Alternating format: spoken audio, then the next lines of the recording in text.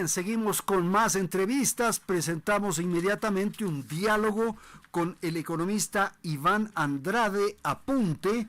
Él es el presidente del Banco del Pacífico y le hemos pedido que nos permita conversar unos minutos en atención a que hay algunas noticias y particularmente propuestas que se están planteando alrededor de la tarea que lleva el economista Andrade en el Banco del Pacífico. Uno de los elementos que resulta interesante y que quisiéramos su explicación, economista, es esto que ustedes han denominado o que llaman enfoque social. ¿Cómo explicar, cómo hacer que entendamos lo que es esta propuesta de enfoque social? Buenas tardes.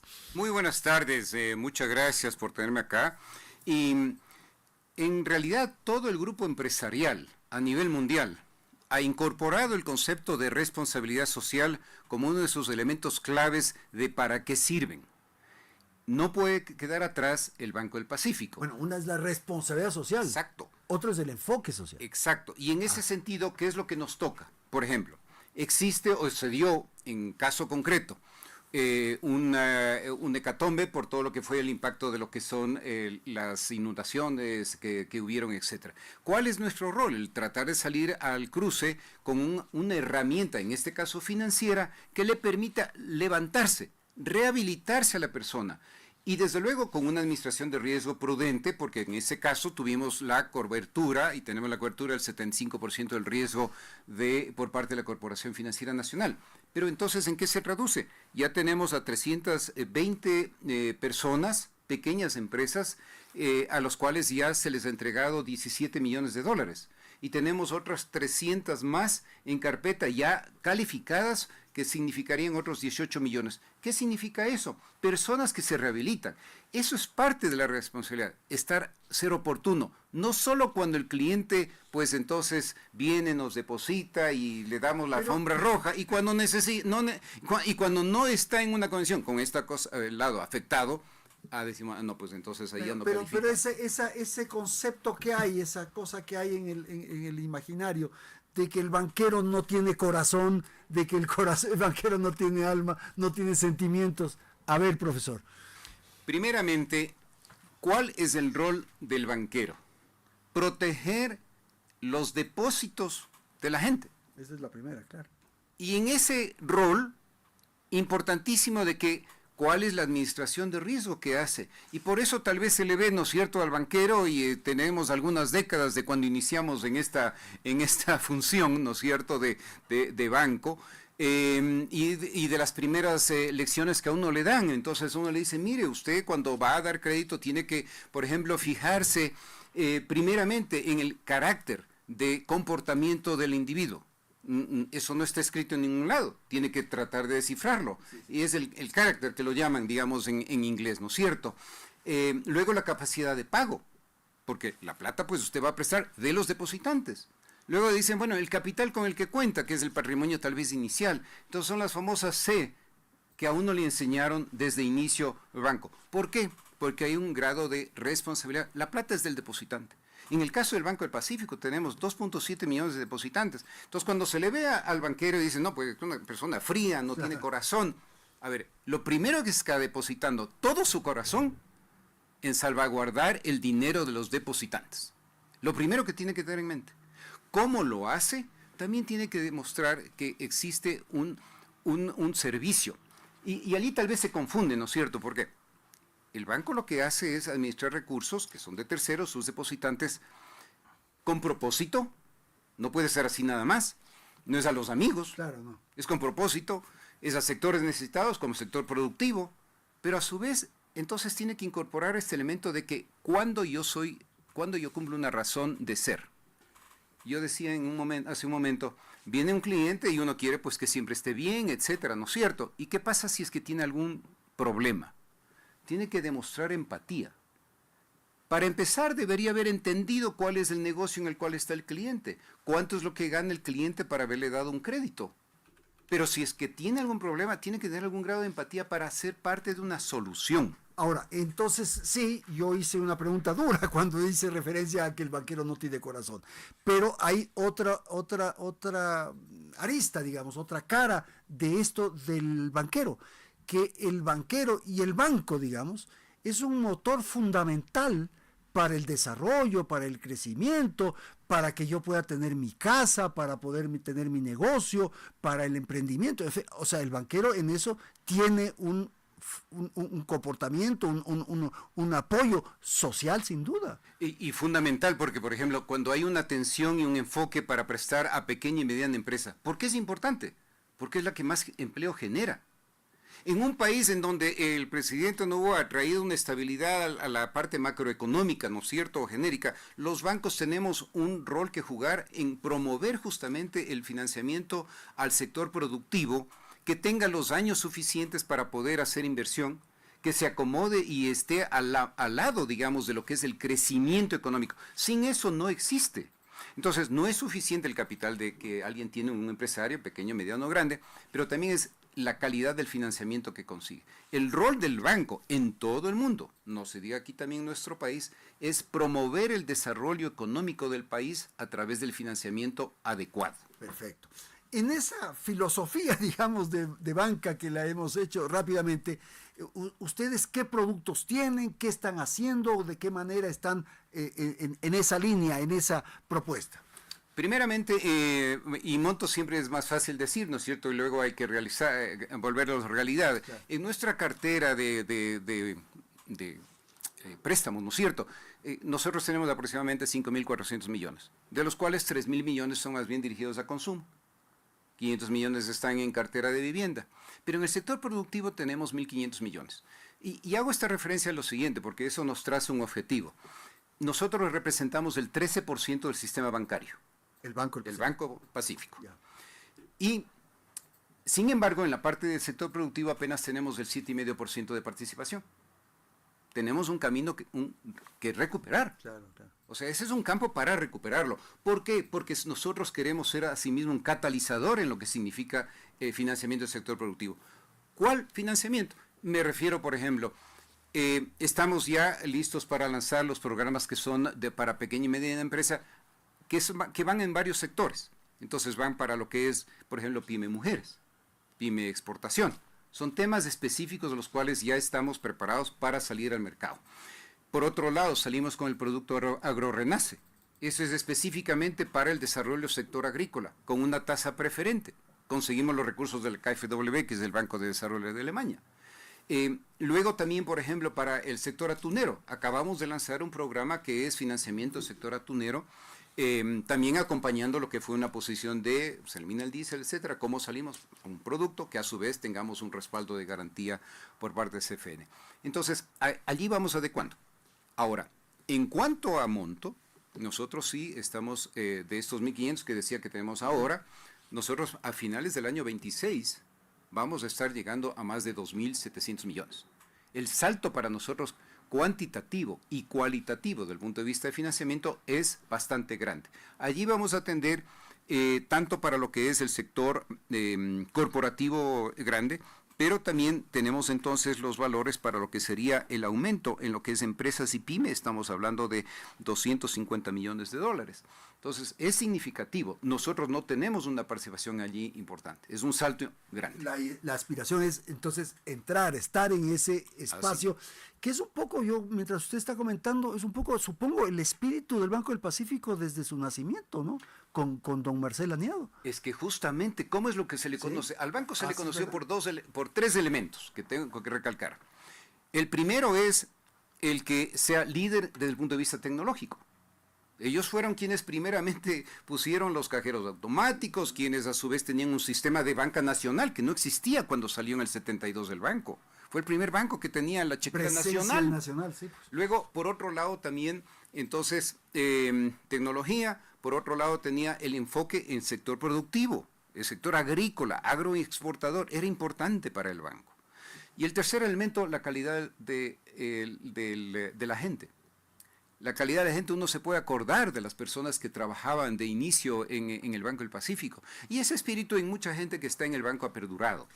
Y el tema de tener una vinculación pública, de tener una vinculación con el gobierno, con lo público, ¿Le ha afectado, le ha contaminado? ¿Qué apreciación tiene usted? Yo diría que, a ver, primeramente, en su momento X, no quiero referirme a qué, sin embargo hay un innombrable, sí, ¿no es cierto? Por eso no me refiero, pero en esa época le metieron mano al banco.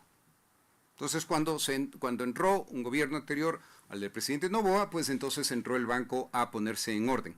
Y desde luego, pues eso permitió que el banco recupere una solidez desde el punto de vista estructura financiera, patrimonial, liquidez, índices. Eso entonces se ha mantenido y desde el punto de vista práctico, entonces, y desde luego, el presidente Noboa no entra en qué se hace o no se hace, a quién se da, no se da. Eso es un tema de manejo, digamos, independiente, porque nos debemos a los 2.7 millones de depositantes, ¿no? No es el sector público el que tiene recursos. Es un fenómeno especial el Banco del Pacífico. Sí, ¿no? Porque en el ámbito público podía haberse hecho leña, para usar una expresión coloquial, y fíjese que no. ¿Y cómo lo hicieron, digamos, en su momento? Sí, le metieron la mano. En ese proceso de... Entonces, ¿qué es lo que también nos toca a nosotros cuando estamos en estas posiciones? El ejecutivo en cualquier empresa, ¿cuál es uno de sus elementos, digamos, que tiene que tener en mente? Maximizar el valor de la empresa para el accionista. Claro. Nuestro rol es maximizar el valor para el accionista. ¿Quién es nuestro accionista? Es el Estado ecuatoriano, el pueblo ecuatoriano y el pueblo ecuatoriano. Lo que hagamos tiene que estar encaminado a ello. Pero tenemos que tener conciencia de que el dinero es de 2.7 millones de depositantes.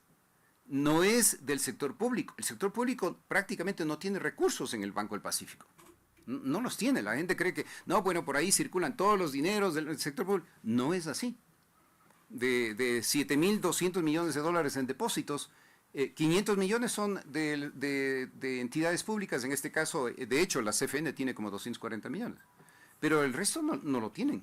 Entonces, 6.700 millones de los 7.200 son de los 2.7 millones de depositantes. Entonces, el cuidado que hay que tener en eso es tremendamente grande. Iván, cuando nos saludamos, cuando empezamos aquí, antes de que nos abran el micrófono, yo le hice una referencia respecto a la posibilidad de que el banco se convierta en un agente de moderación, llamémoslo así, en el sistema financiero. Y uno de los aspectos que a mí me ha llamado la atención es el de los préstamos hipotecarios. ¿Qué está pasando? Bueno, Banco del Pacífico pues sacó el préstamo hipotecario al 7,5%. Y ahora ya tenemos que el banco más grande del Ecuador, no digo el nombre, promocionando eso. Entonces ya promociona al 7,5%. Entonces nosotros somos catalizador de lo que pasa en el sistema. Y lo vamos a seguir haciendo. Con otros productos. Exactamente, lo vamos a seguir haciendo. Porque además, y yo debo hacer esta reflexión porque es la realidad. Tenemos un gobierno que al menos va a estar 4 años y esa estabilidad que viene con ese trabajo en la parte macroeconómica, etcétera, tiene que traducirse en que entonces van a seguir viniendo recursos al sistema, lo cual significa que sí va a haber liquidez. Y por ende, si uno habla y piensa sobre las curvas, digamos, de las tasas de interés, si es que uno va a tener más producto, el precio debería bajar.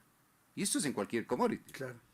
Se va a haber exuberancia de producción de café, baja el precio. De arroz, baja el precio. Entonces esto es igual. Va a haber más dinero, ¿no es cierto? Porque sigue viniendo. Pero ¿qué está ocurriendo? Está viniendo dinero. Definitivamente. O sea, los bancos y el suyo, naturalmente, está con dinero. Primeramente, sí, hay una liquidez importante en el sistema. De hecho, el sistema bancario, que es un sistema bastante fuerte en el caso de Ecuador, en realidad tiene índices de liquidez que están alrededor del 20%. Eso es muy saludable. Y por otro lado, sí, también muy cuidadosos con que, y tal vez este es otro elemento que nosotros queremos traer, esa liquidez es de corto plazo. Son oleadas, ¿no? Y justamente vienen dadas en función, y aquí se siente lo que ha hecho el gobierno. Hasta mayo del año pasado, los bancos estaban compitiendo con las cooperativas por quién paga más para los depósitos. Era una guerra sin cuartel. Es verdad.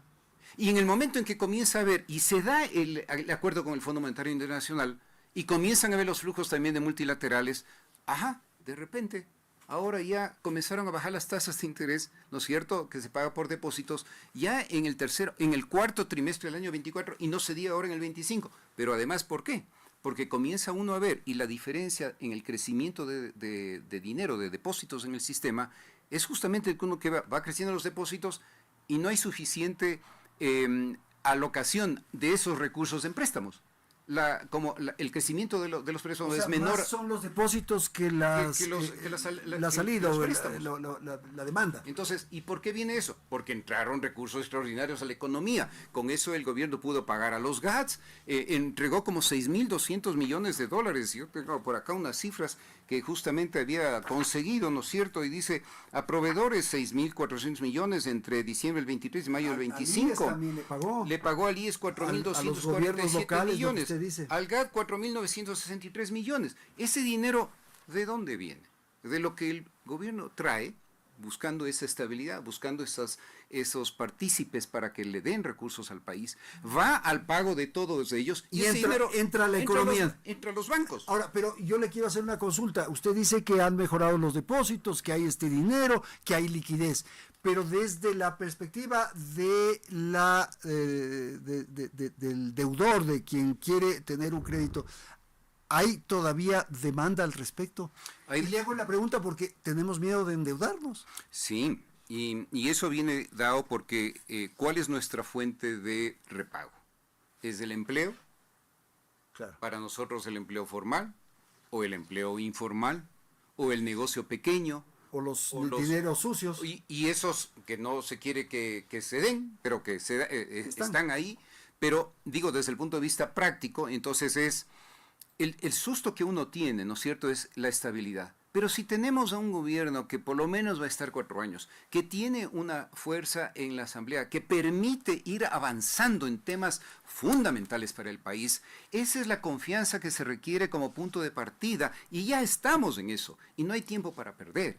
Entonces, esa confianza poco a poco es la que tiene que también salir desde el lado de los bancos, decir, señores, aquí tengo estos productos, en estos precios, estos servicios, vamos adelante, vamos con entusiasmo. Y para ello, entonces, entendamos cuál es la necesidad de un cliente, no es todo para todos igual, y con ello, entonces, hagámosles partícipes a través de un financiamiento adecuado para que sean, entonces, también aquellos beneficiados de lo que es un tiempo de estabilidad macro y de estabilidad política para el país. Usted hizo referencia a los distintos productos que ustedes tienen y al tema del consumo. Quiero que se detenga un minuto ahí, porque el consumo, si bien es cierto, es bueno, porque eso hace que se mueva la economía, que la gente vaya a comprar un carro, que compre un televisor, no sé, al consumo.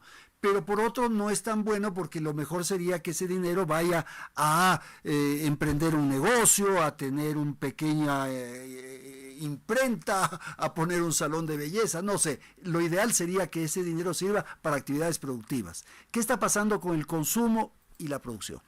En la práctica, cuando vemos ya el balance del sistema bancario, ¿no es cierto? Tengo la cifra de abril 25, la de mayo todavía no está de todos, digamos, ya prontamente en estos días los vamos a tener de todos los bancos del sistema. Pero al cierre del 25 el total de préstamos era 44.000 millones en el sistema bancario. Ya, total. De los cuales 21.600 iba para el sector que se llama comercial productivo, en consumo 19.300, inmobiliario 2.700, microempresa 3.500, como tal. ¿Qué es lo que significa eso? Si nosotros le vemos el crecimiento del año 23 me voy a referir. El 23 eran 18.400 comercial productivo, 17.300 consumo.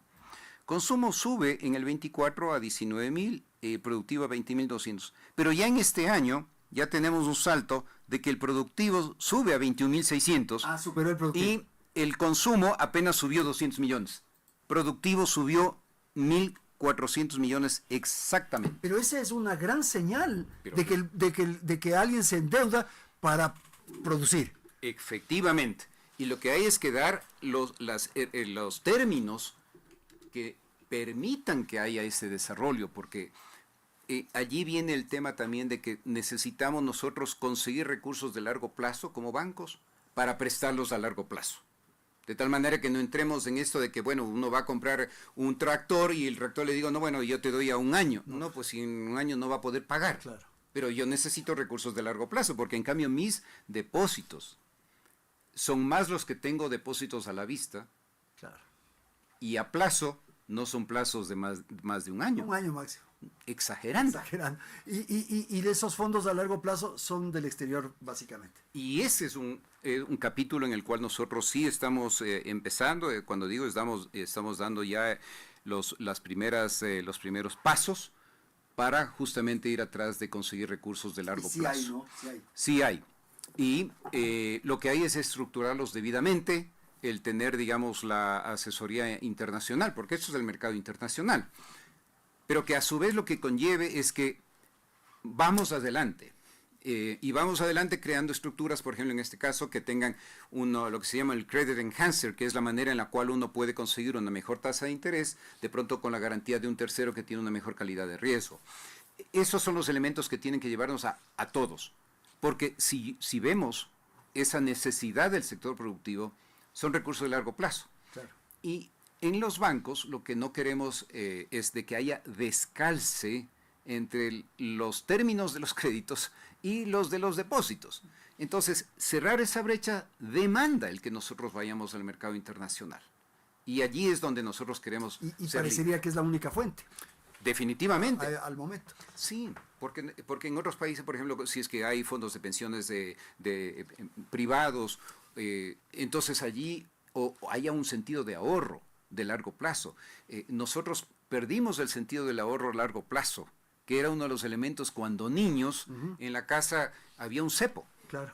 Y a cada uno nos daban un cepo. La colación, oye, guarda un poco. Había una cultura. sentido. Era un cultura. Y nosotros la perdimos, ¿por qué? Porque el valor de la moneda se iba depreciando tanto que ¿para qué guardas en el cepo? Pues si en vez de comprar un caramelo, ya mañana ya no puede comprar ni la mitad del caramelo. Entonces se perdió eso, pero es un tema de cultura. Hasta que no tengamos nosotros recursos de largo plazo vía los mecanismos que existen en otros países, definitivamente, claro, los recursos hay que irlos a ver afuera, ¿no? Vamos a terminar, Iván, y a mí se me quedó una cosa sonando ahí, porque empezamos por el tema del enfoque o del impacto social que tiene el Banco del Pacífico, y el tema de las cooperativas. Me parece que las cooperativas, por estar más cerca a la población que requiere los recursos, en fin, tienen más de esa sensibilidad social quizás, y que puede convertirse en una amenaza. ¿Qué piensa usted? Bueno, en general con el sistema, no solo con ustedes. Sí, es que, a ver, yo creo que aquí hay que a incorporar otro elemento. Cuando nosotros hablamos de cuáles son las necesidades de la población ecuatoriana, ¿qué es lo que sucede? ¿Cuál es la principal competencia y una competencia desleal que existe para el sistema financiero en el Ecuador? El chulquero. Claro. Ese es. Y además una cantidad de compañías medio fantasmas que ahí el superintendente de bancos viene a hacer un tremendo trabajo, justamente sacando a la luz y cerrando y buscando así, eran como 44 creo que el que vamos en este año. Entonces, ¿cuál es el principal objetivo? Es el que a través de lo que es la formalización en el sistema financiero ataquemos aquello que es la fuente de pobreza de nuestra gente, porque le explota. Entonces, a través de tener un sistema financiero que sea robusto, indudablemente vamos a lograr el que haya esa capacidad, digamos, de atender a esa gente, con un concepto de inclusión. Y ahí el tema de tasas de interés juega un papel importante, porque en ese sentido, la asignación de riesgo y la administración de riesgo va en los bancos, en las cooperativas, va de acuerdo a cuál es el segmento al cual yo atiendo. Si hay segmentos que tienen más riesgo, yo necesito hacer más provisiones. No porque me van a quedar mal, sino que por la salubridad en el manejo de la institución, yo tengo que tener suficientes provisiones para prever los momentos difíciles. Claro. Entonces, ese es un aspecto con el cual tanto cooperativas, bancos, los tenemos que mantener. Entonces, allí radica el que haya un manejo de las instituciones. De control, de vigilancia y tal. Porque en ese sentido, uno tiene que ir a cuáles son las provisiones, cuál es la morosidad, por un lado, y cuáles son las provisiones, cuál es la cobertura con esas provisiones. ¿Para qué? Para blindarle a la entidad financiera, cual fuere que ésta sea, para que pueda tener, digamos, esos colchones en cuando, si es que fuere, ojalá que nunca, pero haya problemas de otra índole que lleven a que ciertos segmentos de la economía se afecten. Listo, señor. Muchísimas gracias por su presencia. El economista Iván Granda Apunte, presidente del banco. Perdón, ¿y yo qué dije? Granda. Iván Granda, ya estoy perdiendo también la noción de Iván Andrade Apunte ha estado con nosotros, presidente del Banco del Pacífico. Gracias a su presencia, gracias a la audiencia.